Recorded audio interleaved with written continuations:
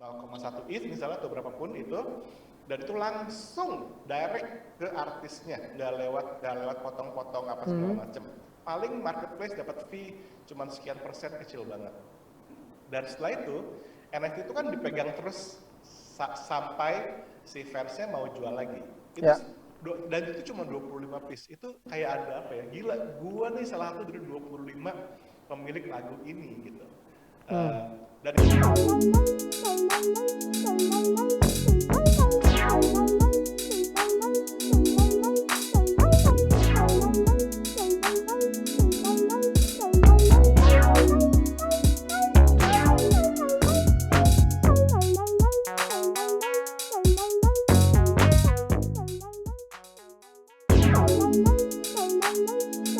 Halo, selamat datang di Mas Nanya, sebuah acara ngobrol-ngobrol yang dipandu oleh gue sendiri, oleh Mas Na dan Debbie Permata. Di sini kita lanjut ngobrol dengan Indra Aziz. Di bagian pertama tadi kita sudah sempat ngobrol tentang teknik vokal dan belajar nyanyi. Nah, yang kedua ini agak jauh tapi bisa dibilang berhubungan ya, karena Indra ini salah seorang salah seorang yang punya hobi yang cukup baru ya. Dia suka ngumpulin dan terlibat secara langsung di dunia NFT, non fungible tokens, artwork yang lucu-lucu, menarik, dan kita pernah bahas juga di sini sebelumnya dengan Bukas dari Collectible, kalau NFT itu nggak cuma sekedar artwork, tapi bisa jadi sebuah kayak sebuah membership, semacam ya kayak kartu klub atau apalah gitu aja, jadi anggota sesuatu yang memberikan akses lebih banyak atau lebih dalam di klub itu gitu. Misalnya jadi anggota kasarnya ya, anggaplah jadi ini deh, punya membership atau punya kartu Starbucks gitu kan. You don't have just the card, tapi kartu itu bisa jadi akses kalau beli minuman dapat reward, terus bisa ditukar dengan minuman gratis atau makanan gratis atau apapun lah gitu. Jadi NFT itu bisa jadi akses jadi kunci gitu loh untuk sesuatu yang lebih luas lagi. Gitu nggak, Ndra? betul banget, itu dia. Apa sih yang membuat lo tertarik dengan NFT ini? Iya, jadi awalnya gue nggak suka sih, Mas Na. Gue tuh nggak suka dengan the idea, ini mah tempat orang cash grab aja nih, tempat buat cari duit aja nih ya. Lo mulai dari posisi skeptis sih berarti ya? Sangat skeptis. Karena gue lihat, ini mah bener. Pokoknya cara dari sebuah hal yang nggak ada, sebuah kepalsuan, terus buat dicari duit gitu kan. Nah, terus gue diajakin sama temen gue, seorang musisi dan seorang komposer film, namanya Indra Perkasa. Dia ngenalin gue ke komunitas NFT, tapi anak musik isinya, anak modular synthesizer gitu kan. Terus gue pikir, ini kan anak-anak ini tuh anak rebel ya, karena ya kalau nggak rebel mereka nggak mungkin main modular synth, karena kan itu musik yang robot banget ya istilahnya, lo nggak bakal segmented banget lah gitu. Eksperimental banget deh. Sangat. Jadi kemudian gue pikir, kenapa mereka kok interest sama NFT? Ternyata it's a lot more than that gitu loh. Artinya yang tadi Mas Na bilang, yang tadi lo bilang mengenai kartu Starbucks segala macam, itu adalah salah satu hal juga yang bisa kita lihat dari NFT. Kemudian yang terpenting dari sini pada akhirnya gue berkesimpulan adalah the technology itself, yaitu si blockchain dan smart contract. Itu yang akhirnya bikin gue sangat memutuskan untuk inilah yang gue yakin akan menjadi bagian dari masa depan kita gitu. Blockchain dan smart contract. Apa yang membuat itu meyakinkan lo? Ya, yang pertama kalau dari musik ya, ini gue bisa bicara dari orang-orang yang di musik aja. Mereka tuh sangat menginginkan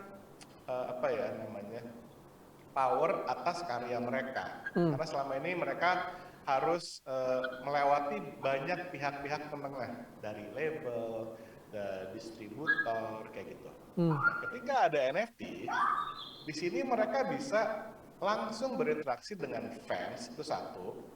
Kemudian semua pembagian royalti di blockchain dan smart contract itu berjalan secara satu otomatis. Kedua, sangat transparan. Lo bisa lihat semua transaksi yang terjadi dan segala macam. Itu yang membuat musisi itu kalau mereka mau pelajarin ya, ini tuh apa sih? Gitu. Pasti tertarik sama NFT gitu. Nah, apalagi sekarang di dunia streaming, di mana musik tuh udah gratis, itu udah nggak salah lagi. Musik itu gratis sekarang. Kita bisa lihat di YouTube, bisa lihat di Spotify secara gratis. Ya, musisi sekarang nggak bisa lagi mengandalkan penjualan fisik ya. Kalau dulu kan kita bisa jualan CD, jualan kaset. Ya. Kita udah nggak perlu tour lagi tuh, udah jualan fisik, udah kaya kita. Sekarang revenue nggak dapat dari penjualan fisik. Apalagi ya itu tentu sejak adanya pembajakan, kemudian dari pembajakan ke streaming. Nah, si NFT ini memungkinkan kembalinya lagi kepemilikan secara otentik oleh fans, walaupun secara digital ya. Tapi again kalau kita ngomong digital, ya kebanyakan hidup kita mungkin 50% di dunia digital ini kayak gitu. Jadi lo bisa memiliki sesuatu yang gua produce secara otentik dan tercatat di blockchain. Jadi itu bedanya jauh nggak dengan misalnya gue ke toko beli CD dengan beli NFT yang lo keluarin? Ya. Ini apanya nih, penghasilannya atau apa nih? Iya, maksudnya dari sisi kepemilikan kan kalau dulu orang musisi jualan karyanya lewat CD, lewat kaset atau apapun. Ya. Orang beli lalu royaltinya dibagi-bagi antara toko, label, distributor, lain lah gitu lah. Lalu nanti sepersekian persennya yang kecil banget itu lari ke musisi biasanya. Makanya jualannya harus sampai berjuta-juta kopi baru akhirnya musisi itu bisa punya kehidupan yang. Nah, dari streaming angkanya lebih kecil lagi, kan?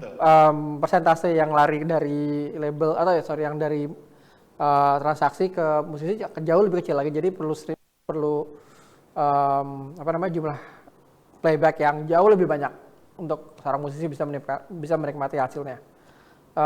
Apa yang membuat NFT ini beda? Karena kalau dari penjualan kaset, penjualan media fisik itu kan musisi bisa ngeluarin jutaan kopi di seluruh dunia. Sedangkan kalau NFT kan biasanya terbatas ya karena ada biaya produk. Ya kasarnya kalau kita bisa bilang biaya produksi, gas fee-nya tuh ya. Itu kan untuk beberapa platform bisa dibilang agak tinggi gitu. Ya. Apa yang membuat itu menguntungkan atau apa yang bikin musisi tertarik untuk masuk ke sana? Ya, oke. Jadi di sini ada dua cabang nih. Yang pertama adalah NFT sebagai barang yang dibeli ya, sebagai aset. Ya. Yang kedua adalah musik streaming dan royalti. Nah, sekarang gue mungkin akan ambil contoh secara aset dulu ya. Gue akan ambil contoh sebuah platform yang bernama sound.xyz. Dia modelnya adalah ketika artis mau rilis lagunya dia akan mengeluarkan sekitar 25 edition NFT dari lagu itu yang dijual seharga 0,1 Ether gitu. Itu berarti penghasilannya ya 2,5 Ether dari satu lagu. Itu untuk menghasilkan 2,5 Ether. Sekarang 2 Ether lagi sangat-sangat drop tentunya ya. Tapi waktu itu kan sampai 60 jutaan gitu. Ya 150 juta lah gitu ya. Untuk mendapatkan hasil streaming 150 juta dari satu lagu itu ya butuh jutaan stream dari YouTube. Jadi bisa gue bilang kita nih kembali ke zaman Middle Ages, zaman medieval, tapi bukan mundur, tapi dalam hal kepemilikan dan patronage. Yeah. Ketika dulu musisi atau seniman-seniman besar itu mereka dapat patronasi dari raja, dari bangsawan, dari pope gitu ya. Nah sekarang patronasinya langsung dari fans. Mereka membeli NFT-nya seharga 0,1 ETH misalnya atau berapapun itu, dan itu langsung direct ke artisnya, nggak lewat potong-potong apa segala macem. Paling marketplace dapat fee cuman sekian persen, kecil banget. Dan setelah itu NFT itu kan dipegang terus sampai si fansnya mau jual lagi. Itu dan itu cuma 25 piece. Itu kayak ada apa ya? Gila, gua nih salah satu dari 25 pemilik lagu ini gitu. Dan itu bisa dijual second. Dan kalau dijual second, artisnya otomatis langsung dapat royalti. Nggak pakai babi ibu, nggak pakai pihak ketiga, nggak perlu lihat laporan, semuanya ada di blockchain, di apa namanya? Tercatat semua di situ. Pokoknya ada websitenya. Itu kan berarti penjualannya apa namanya? Ya kok di kepala gue mikirnya aftermarket, bukan sih, tapi apa secondary sale-nya itu nggak semua memungkinkan si bukan pemilik ya, apa namanya, aslinya itu mendapatkan cut lagi kan dari penjualan berikutnya yang keempat, karena nggak setahu gue sih nggak semuanya memberikan akses itu. Kalau di marketplace yang kita biasa nih, dari OpenSea misalnya segala macam, itu pasti akan berlaku tuh si royalti. Kalau OpenSea itu royalti maksimal 15%. Kita bisa ngeset, kayaknya iya maksimal 15% ya. Nah kalau di SoundCloud XYZ mungkin 10% barangkali gitu. Nah tapi yang menarik lagi selain secondary tadi adalah si NFT ini bisa memiliki utility gitu, atau benefit lain yang didapatkan. Kayak tadi lo bilang kartu Starbucks gitu ya, dapat diskon. Nah kalau ini ada yang membagikan royalti yang diterima dari streaming biasa ke pemilik NFT-nya. Contohnya di Netra.live. Netra itu Indonesia punya tuh. Musisi yang udah rilis NFT di Netra ada Indra Lesmana, Titi DJ, Lala Huta, dan Dewa Bujana. Jadi dia modelnya adalah ketika lo punya NFT-nya Indra Lesmana, maka 50% dari royalti yang Indra Lesmana dapat dari lagu itu akan dibagi ke pemiliknya NFT gitu. Itu memang belum perfect saat ini. Gue melihat platform-platform ini seperti Netra juga terus memperbaiki diri mereka, mengupdate dengan gimana caranya biar lebih baik lagi buat fans dan juga buat musisi. Tapi model itu sudah terjadi dan gue sih siap support model yang seperti ini. Gitu. Wow, ini menarik banget. Ternyata selain bentuk kayak yang ditawarkan di NFT-nya sendiri itu beda-beda dan juga beragam padahal sama-sama lagu, pasti ada bentuk lain juga nggak sih kalau dari musisi, kayak misalnya selain lagu yang Kak Indra lihat, ada nggak sih kayak musisi yang kayak misalnya jualan merch gitu di NFT tapi versi itu apa gimana sih biasanya kalau musisi? Bener banget yang tadi Debbie angkat mengenai merch, itu juga bener banget. Kalau kita lihat Enda Hendresa saat ini, itu bisa dibilang mereka jualan merch. Atau Mocha ya, band Mocha juga jualan merch di platformnya Tezos, bukan di Ethereum. Nah, jadi yang dilakukan adalah, contohnya di band Mocha ya, ini keren banget, mereka membuat versi acapella dari salah satu hits mereka. Dan itu mereka buat khusus untuk NFT version gitu. Dan sangat tidak menutup kemungkinan nantinya mereka bisa memberlakukan misalnya pemilik NFT yang versi acapella ini nanti akan bisa mendapatkan akses khusus ke konser dari Mocha misalnya, atau misalnya mendapatkan sesi Zoom one-on-one bersama personel band Mocha. Jadi itu masih besar possibility yang bisa mereka lakukan. Tapi saat ini mereka jualan merch yang tadi dibilang. Wow, seru ya ternyata NFT dan musisi ini, meskipun tadi kata Mas Na bilang dari awal agak jauh ya kayak dari vokal musik ke NFT, tapi ternyata enggak juga ya sebenarnya. Emang ability dari NFT ini aja yang super luas banget, jadinya sampai kayak semuanya bisa di-explore kayaknya di situ ya, di NFT. Betul. Tapi tentu bukan tanpa masalah ya, masih banyak masalahnya. Ngomong-ngomong masalah, di dunia cryptocurrency kan sekarang lagi drop ya, kondisinya lagi nggak ideal gitu lah. Pengaruhnya banyak nggak sih ke lo sendiri atau ke pemain NFT lain gitu? Ya. Banyak sih. Salah satunya ke kesehatan mental ya. Karena lo kalau punya aset kripto, lo tiap menit kayak pengen buka ini, pengen lihat chart ya. Dan ketika lo udah nyimpen nih, lo udah ada orang yang apa namanya averaging gitu di Ya. Bitcoin misalnya atau di kripto lain, dia udah ngelihat angkanya tuh yang di averaging selama berapa tahun itu di angka tertentu. Lalu kemudian angka Jatuh. kriptonya sama, cuman Ah. fiatnya atau rupiahnya atau dolarnya turun jauh banget, itu lumayan nyesek ya gitu. Itu yang tadi gue bilang, itu masalah yang menurut gue terbesar saat ini, yaitu volatility-nya gitu.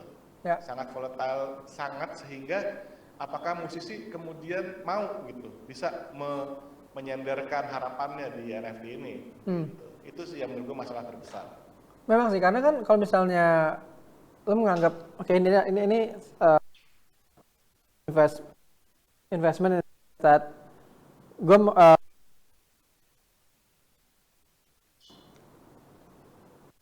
menghabiskan waktu, tapi I'm investing my time in creating this supaya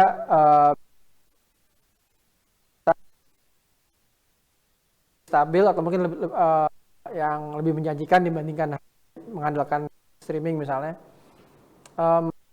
Tapi kemudian dunianya itu sendiri mulai dihantam kiriman.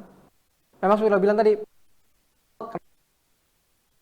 dari ketika dibandingkan dengan dolar atau rupiah lumayan jauh gitu kan.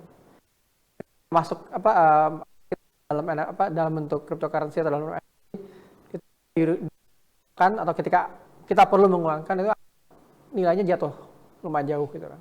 Walaupun memang apa itu kita uangkan nilainya sebenarnya nggak apa-apa. Cuma ketika kalau lo uangkan saat itu juga itu berarti tapi siapa tahu nanti naik kan di sana. Cuman gue sih mikirnya nggak semua orang punya keberanian untuk lompat ke dunia volatilitasnya cukup tinggi. Setuju banget.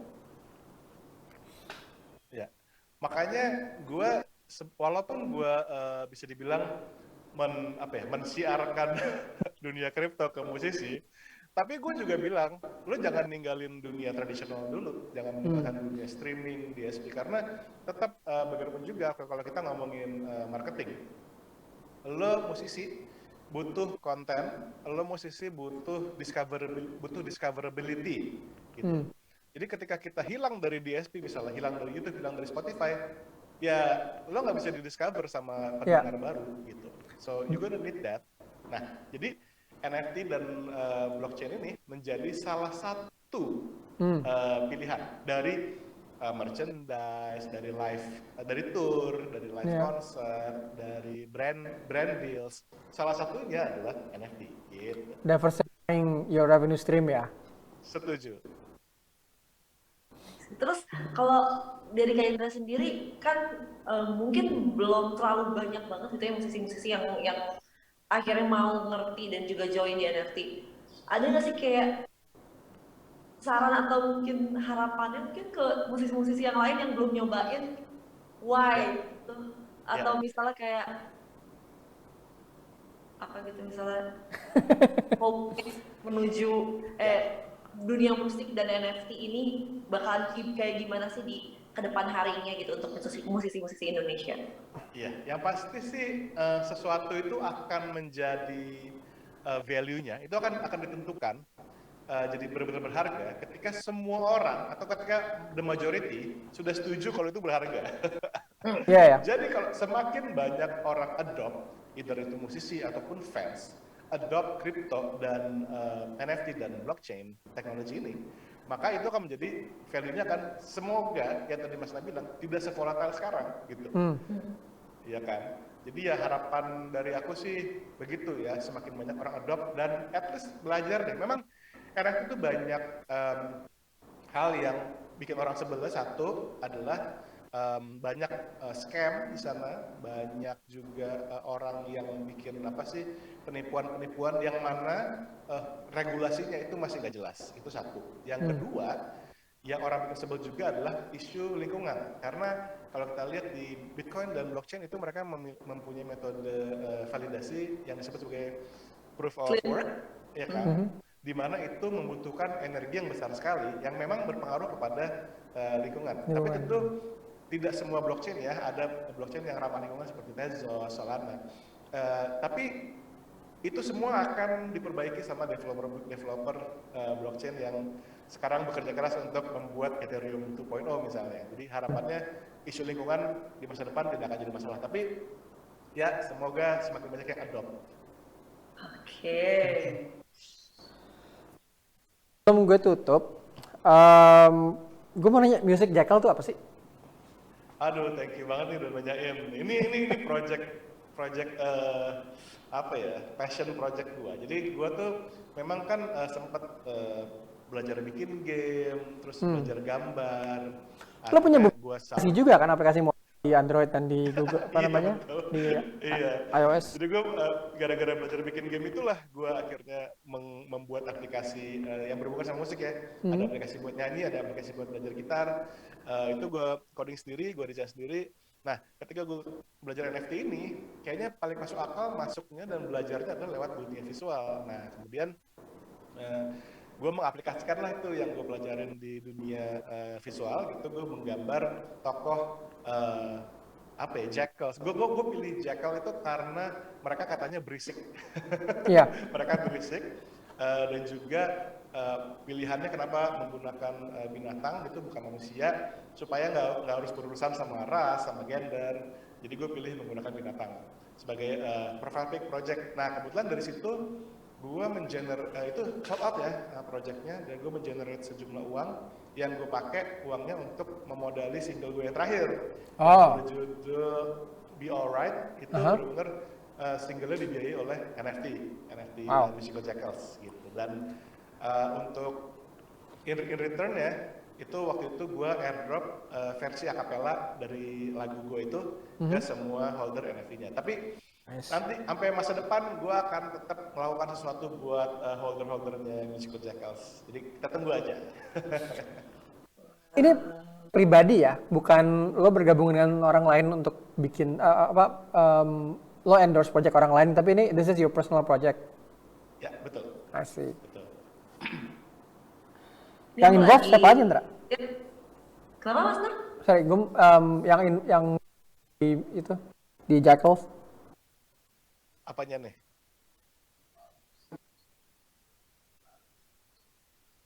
Ini lo yang bikin dari awal sampai akhir. Iya. Jadi ada waktu itu ada ada sebuah aplikasi yang memungkinkan lo mengenerate ribuan gambar dari satu file PSD selama layer-layernya itu rapi lah gitu. Ya.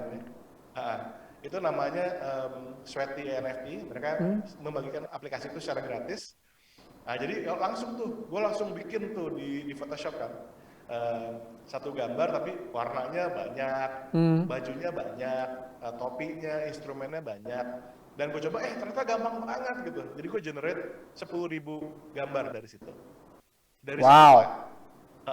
Kemudian karena edisinya yang gue publish itu cuma 333, jadi gue pilihin tuh. Jadi semua yang lo lihat di platform itu benar-benar handpick dari 10.000 yang menurut gue layak tayang lah gitu ya. Jadi ya dari 10 menyenangkan banget. Ya handpick dari 10.000 itu kayak Iya. Banyak banget loh.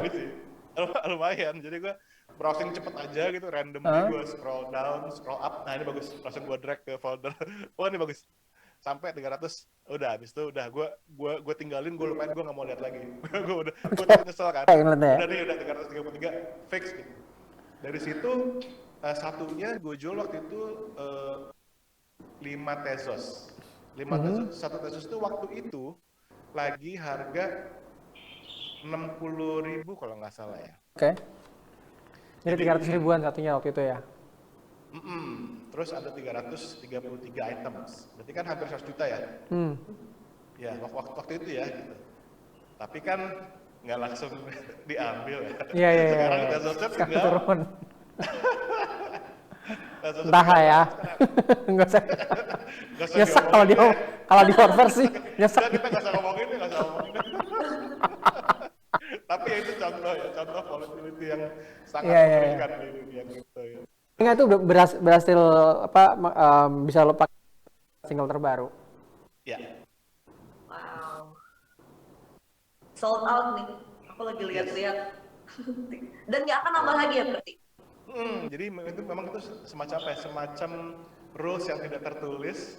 Once kita bilang edisinya mentok di 300, udah lo nggak boleh nambah lagi, nggak boleh publish di platform lain. Itu pokoknya menjadi menjadi komitmen yang kita sebagai kreator mesti pegang untuk holder kita.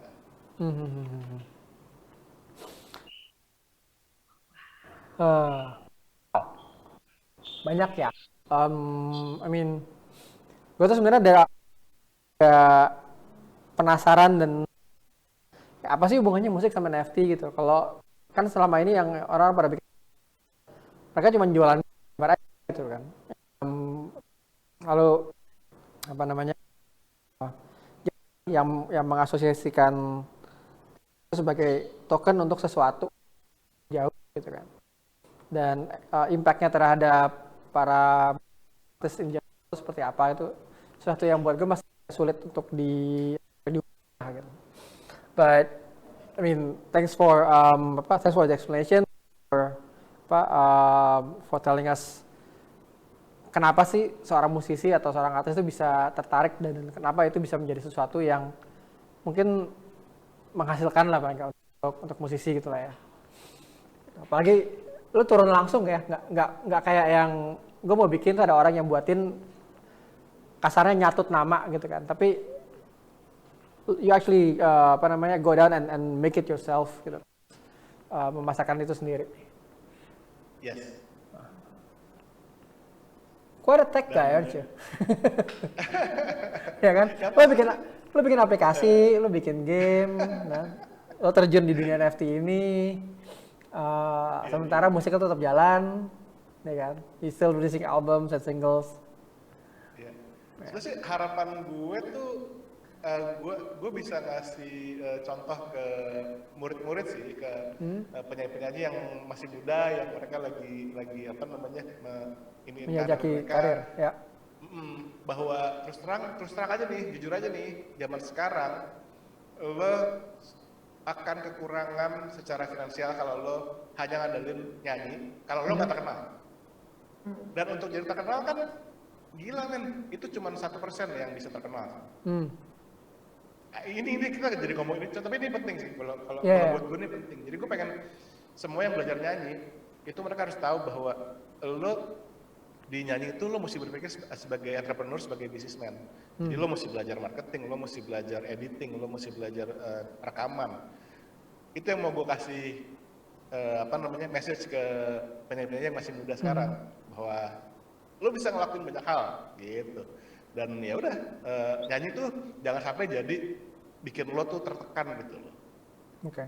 Ujung-ujungnya gitu lagi sih. Ke nyanyi lagi ujung-ujungnya. Ya memang, obvious.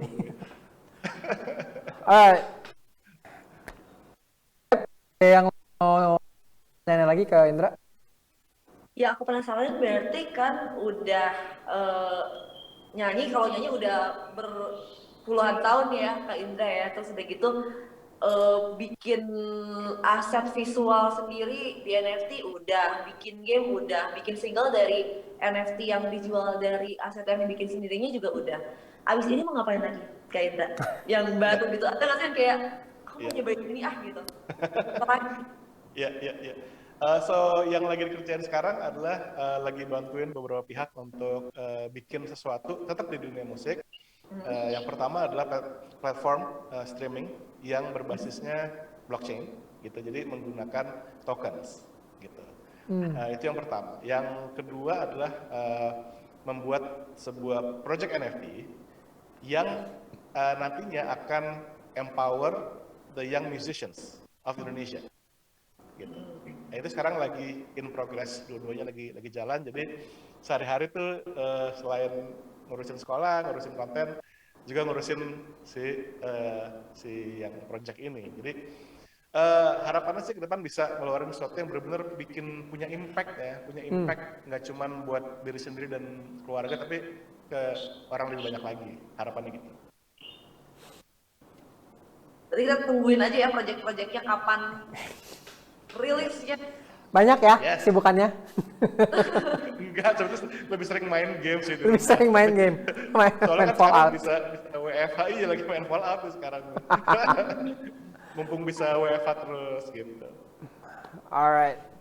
Oke kalau gitu, Indra, thank you udah thank you waktunya, udah mau kita tanya-tanya macam-macam, udah ngobrol, share banyak tips dan banyak insight tentang musik, tentang di NFT.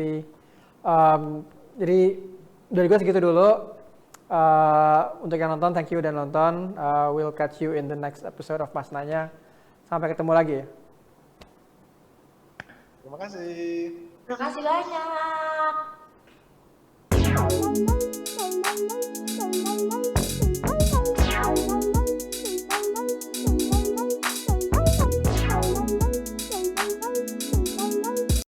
Subscribe, like, notify, and share.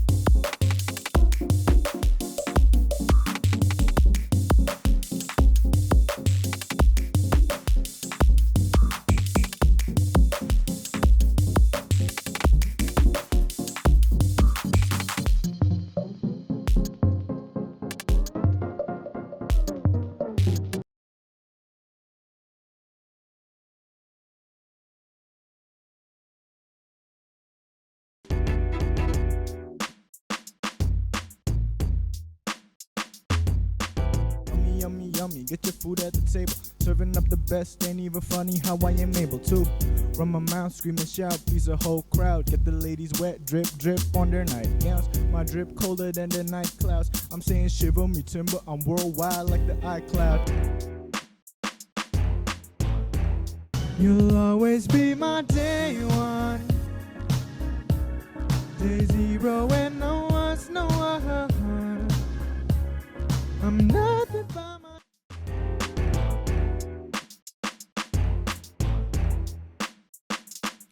Are you feeling it? The groove moving through your feet. Keep it simple like the ABCs.